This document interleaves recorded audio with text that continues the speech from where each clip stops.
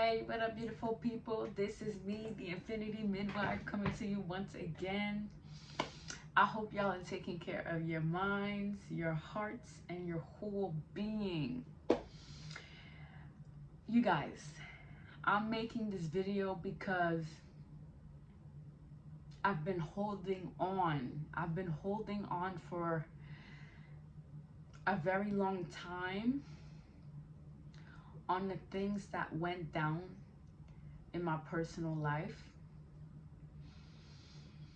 And sometimes because it was very traumatic and I kind of kept it to myself. One, because I was very much in denial. Two, I was very much judgmental. And three, I thought that justice was going to be served.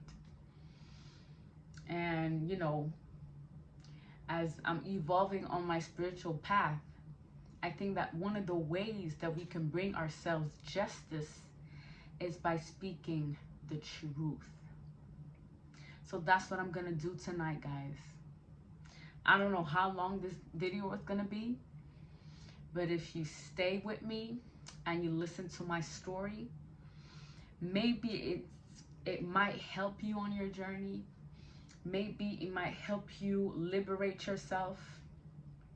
Maybe it's gonna help you speak on your own truth so that you can feel liberated at the end of the day. I've held back so long for telling you guys the story, but now I feel like I'm ready. So here it is. Now, I don't know if you've listened to my previous video on my first series that I've ever published on this channel, which was about my personal experience with my shadow self, my shadow side. And in that video, I explained how I was in an abusive relationship with the father of my children, who we've been together for 8 years. And in that relationship, there was a lot of trauma bonding, a lot of codependency attachments. There was a lot of psychological, emotional abuse. And like I always say, you always attract people that are reflective of the belief that you have of yourself. And as much as I want to say, I've attracted that person, and that person taught me a lot of good things about how to be in life. That person also reflected a part of me that I did not want to deal with myself. So as much as that person was abusive towards me, as much, right, I'm going to be accountable, as much as I was abusive towards myself. So that person was just a reflection of what I did not want to account for as it comes to my personal well-being. Okay? Now, in the first years that we've been together, there was a lot of, first of all, I put that person on a pedestal because I felt that, first of all, that person was 12 years my senior, 12 years older than me. I felt that person was very well versed, very well psychologically well versed, and I had asked the universe to bring me someone that was going to help me heal, right? And the universe has ways to put you in situations, circumstances where you're going to be meeting people that are going to help you heal, but maybe not the way that you thought, the healing would take place. So, when I met that person, everything went very, very fast.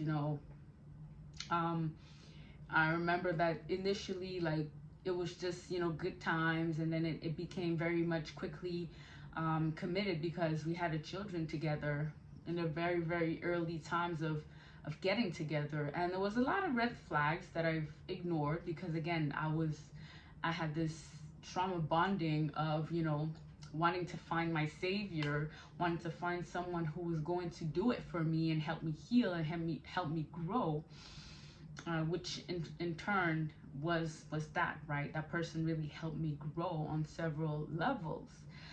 And I'm not here to demean them. I'm not here to put the blame on them. I'm very grateful for, you know, the growth that had come out of that. But I'm also here to share with you that in that 8 years, how it evolved in the last, I would say, 3 to 5 years was very much traumatic. Okay. Now, what I want to say is when you allow someone to, or when you relinquish your power over to someone, you know, especially if you are with someone who's very psychologically driven, that person had a whole certificate or a whole bachelor degree in psychological or psychosociological communication. So that person knew how to communicate, how to manipulate, how to inseep and plant or sow, you know, ideas. And, you know, just like in the movie Inception, that person was well versed in psychology. So I was very young, naive. I didn't know much about life. And I feel that when we got together, we had a lot of trauma on both our sides. And the way we dealt with one another was very much reflective of both our trauma. Okay. And again, when you get with someone and you relinquish most of your powers, if that person means well and wants to see you grow and wants to see you evolve, they will not abuse of it, right? They will take up distance. They will allow you to evolve on your own journey. They will be very respectful of that. But in most cases, people that are dealing with their own traumas and they have not healed, they're gonna abuse. They're gonna abuse it. They're gonna take advantage of it, and that's what happened in my situation.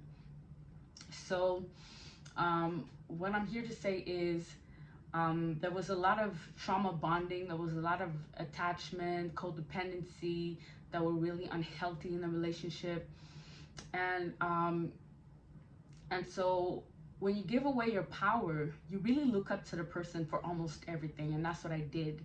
I've looked up to that person for validation, for, um, for everything that I felt like I needed to get a form of validation from. So, you know, and also because that person is very manipulative, they know what are your weaknesses, your vulnerability points. They will play on it in order to receive whatever, they're interested in or whatever they want from you. So there was a lot of games being played on how I chose to demean myself in order to really, look up to that person for almost everything, right? And even as time progressed, I felt very much unfit as a mom. And because I felt unfit as a mom, as because of my own upbringing, that person also reflected back to me, whether it was through form of criticism, through form of psychological manipulation or emotional manipulation, that I was an unfit mother, right? That I could not love, I could not care, I could not be, a good mother. And that was reflected back to me because that was the belief that I had about myself. Many other things unfolded to the point where, now I'm not going to say, so in the relationship in and of itself, there was a lot of projection on both sides. Me projecting all the things that I thought I could not do was projected onto that person. So that person was very much showing me the very things that I thought I could not do on my own. So they were very independent, very classy, very good looking, very persuasive, well spoken, eloquent, but they were just reflections of the things that I thought I didn't have. Okay, so that's what I was projecting onto that person. And that person was rejecting onto me all the shadows aspect. So while I was reflecting a form of denial about myself, that person was rejecting a form of shadow about themselves. right? So they were reflecting a lot of, you know, I'm the type to cheat, I'm the type to flirt, I'm the type to be out there in the open, I'm the type to be very whorish and all these things. And I really took it like, because I had put that person on a pedestal, I was really like taking it very personally. All the types of comments, criticism. So I would downplay my intuition. I would really just try to level myself up to their standard, to that person's standard. But it was never enough, obviously, because again, it's not based on truth. It's based on illusions. It's based on manipulation. It's based on lies. So when you enter a relationship like that, you cannot expect that as it evolves, if the foundation has been biased from the beginning, and it was based on illusion, manipulation, it will evolve as going into the worse. It's going to worsen. It's not going to get better. Okay. And so as time went on, we had 1, 2, 3 children. And the type of projections that was, so the more time advanced, the more I was projecting on that person was good qualities, and the more that person was projecting onto me all the flaws. Okay. And so the more as time advanced, I I really made myself small. Like I really turned down my own intuition. I really did not listen to my own perceptions. I really just questioned everything I was thinking. Everything that was coming out of me was silenced for me first, and then was rejected by me first. So I was abandoning myself. I was betraying myself. I was rejecting myself, abandoning myself. I was not listening to myself at all, because I had placed all my power onto this person. And that person on the flip side was projecting all the things that they was keeping in the shadows about themselves, was being projected onto me. So I was taking that person's burden while they were taking my prophecy.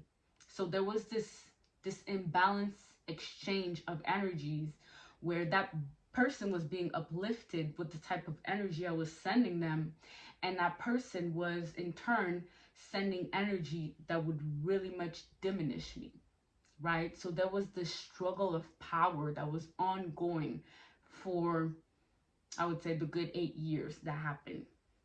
This is video 1. I'm going to end it here. We're going to go on to video number 2.